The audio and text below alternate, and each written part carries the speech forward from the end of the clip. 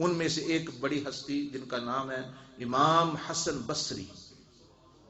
امام حسن بصری رحمت اللہ علیہ وہ ولی ہے کہ بزرگوں نے فرمایا کہ جس نے دیکھنا ہو کہ نبیوں کا کلام کیسا ہوتا ہے، ان کا کلام سن لے. ان کے کلام میں نبیوں کا عکس پایا جاتا ہے. ان کے کلام اتنے بڑے ولی، اتنے بڑے ولی کہ حضرت علی شاہ علی مولا مشکل کشا رضی اللہ عنہ جب تشریف لائے بصرہ میں، آپ نے سب پیروں اور عالموں کی تقریروں کو بین کر دیا، بند کر دیا.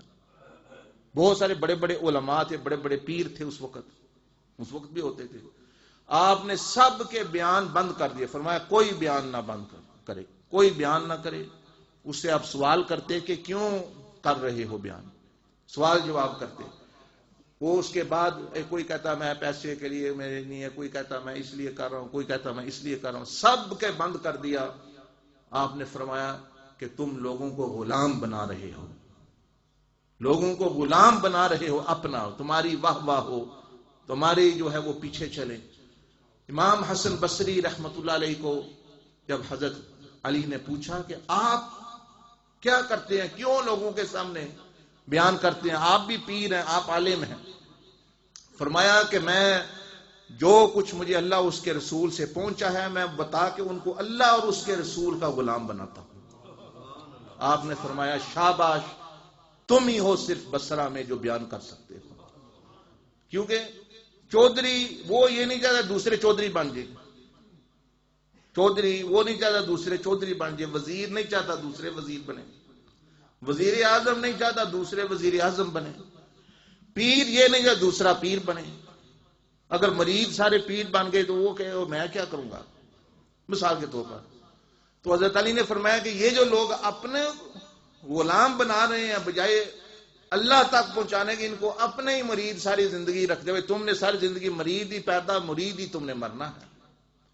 فرمایا میں اس بندے کو پسند کرتا ہوں کہ جو مرید نہ بلکہ مرید اس لیے کرے کہ اس کو ولی بنا کے آزاد کرنا ہے کہ اللہ رسول تک پہنچے. راستے میں وہ خود عالم اور پیر رکاوٹ بن کے نہ ساری زندگی بیٹھا رہے کہ بھئی جدی پوچھتے بھئی میں ہی اپنا مرید، کہ پیر کا بیٹا پیر، پیر کا بیٹا پیر، ایسا کبھی جو ہے یعنی اہل نہ ہو. تو اسی وجہ سے یہ تصوف اور صوفیاء کی تعلیمات کا بیڑا غرق کر دیا ان لوگوں نے. اب مثلا ڈاکٹر ہے ایک بندہ، اس کا بجا ڈاکٹر ہوگا، اب خود سوچیں، وہ پڑھے گا تو ڈاکٹر بنے گا، لیکن پیری کے لیے تو بہت پڑھنا پڑتا ہے، مجاہدہ کرنا پڑتا ہے، سالوں کے سال جنگلوں یا جس طرح بھی محنت کرنا پڑتی ہے، تب جا کے ولی بنتا ہے.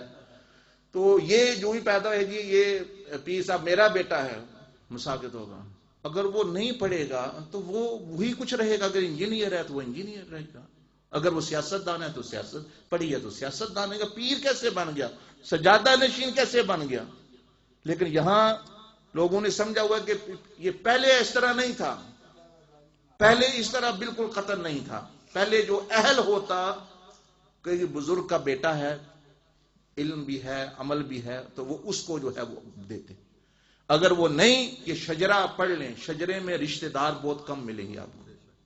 چشتیہ کا پڑھ لیں، سہروردیہ کا پڑھ لیں، جو ملے گا وہ اہل ہوگا. اب جو ہے جی پی کے یہ جی فلاں گدی کا سجادہ نشین ہے. اب کیوں؟ اب اس کی نہ داڑھی نہ مونچھ، نہ یہ شریعت پر چل رہا ہے، نہ پیر صاحب کو علم آتا ہے. وہ میرے جیسے لوگوں کو، ان جیسے لوگوں کو مولویوں کے لا کے بھئی تقریر کرو، تم نہ دوسرے پڑھیں تقریر بھی وہ کریں، تو یہ کس مرض کی دعا ہے؟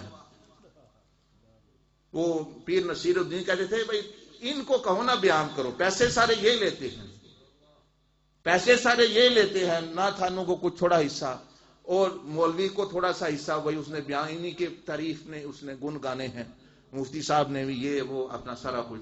تو میں یہ کس مرض کی دعا ہے، یہ کس لیے؟ ان کو کہو کہ حضور آپ بیان کرو نا جی تسی پیر ہو. یہ کہتے ہیں ولی اللہ کو علم سکھے تو وہ بیان کرو، جو کتاباں جو سکھے تو وہ بیان کرو. تو جو پڑھیا نہیں تو پیر کے پڑھیا کیوں نہیں؟ مثال کے طور پر تو ولی شیخ عبد القادر جیلانی رحمۃ اللہ نے فرمایا کہ علم جو ہے وہ شرط ہوتی ہے. ولی کو یا تو کتابوں سے علم ملتا ہے، مدرسوں سے، یا اس کو اللہ سے ملتا ہے یا رسول اللہ صلی اللہ علیہ وسلم سے ملتا ہے. اگر وہ جاہل بھی ہو تو اللہ پاک اپنے پاس سے دیتا ہے. تو اس وقت حضور آپ بیان کریں نا جو اللہ نے علم لدنی دیا ہے. اگر کتابوں میں نہیں پڑھا تو کتابوں والا ہے تو کتابوں میں پڑھیں. تو یہ تو بیڑا کر کے یہ ایسے ہی ہے جیسے اب ڈاکٹروں کی اولاد وہ ڈاکٹر بننا ہو اور وہ دکانوں پہ بیٹھنا شروع کر دیں تو مریض مریں گے ہی تو اور کیا ہوگا. مریض جو ہے وہ مریں گے ہی تو اور کیا ہوگا. تو اسی طرح جو ہے یا پیروں کی اولاد اہل نہیں تو وہی سے زیادہ نشین بنے ہوئے ہیں. تو مریض یعنی مرید جو ہے ان کے ایمان مر رہے ہیں، ان کے نیک اعمال مر رہے ہیں، ان کو وہ ہدایت ہی نہیں مل رہی. پیر بھی دنیا کے پیچھے پھر رہا ہے، مرید بھی دنیا کے پیچھے پھر رہا ہے، وہ بھی سیاستدانوں کے پیچھے پیچھے مجھے یہ دے دو مجھے یہ دے دو. اس نے تو لوگوں کو دنیا سے دور لے کے خود کو بھی ان کو لے کے جانا تھا، اور جب وہ خود بھیک مانگ رہا ہے دنیا کی تو کیا وہ دکھائے گا. تو بہرحال مقصد بتانے کا یہ ہے کہ اولیاء اللہ کی فکر یہ ہوتی ہے. امام حسن بصری کی بات کر رہا تھا میں کہ پڑوسی کے ساتھ ان کا معاملہ، ان کا پڑوسی تھا ایک آتش پرست کہتے مجوسی. وہ مسلمان نہیں ہے. آپ بیمار ہو گئے، وہ پتہ کرنے آیا، امام صاحب کیا حال ہے، آپ مسلمانوں کے امام ہیں. آپ نے فرمایا میں ٹھیک ہوں الحمدللہ، آہستہ آہستہ ٹھیک ہو جاؤں گا.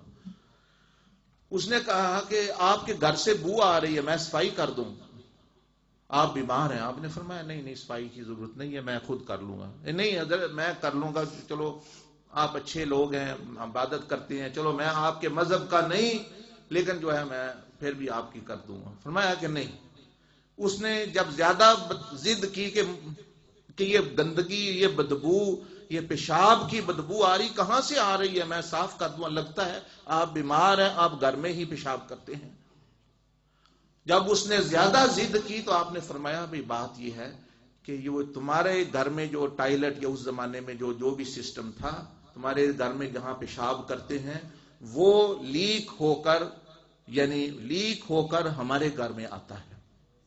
بجائے زمین کے جانے کے کچی کندے تھیں تو وہ یعنی کچی دیواریں تھیں تو دیوار سے جو ہے وہ لیک ہو کر پیشاب پاخانہ سمٹا تھا تھوڑا تھوڑا، اور اس کی وجہ سے ان کے گھر میں سخت بو آتی، اس کے گھر میں کچھ بھی نہیں.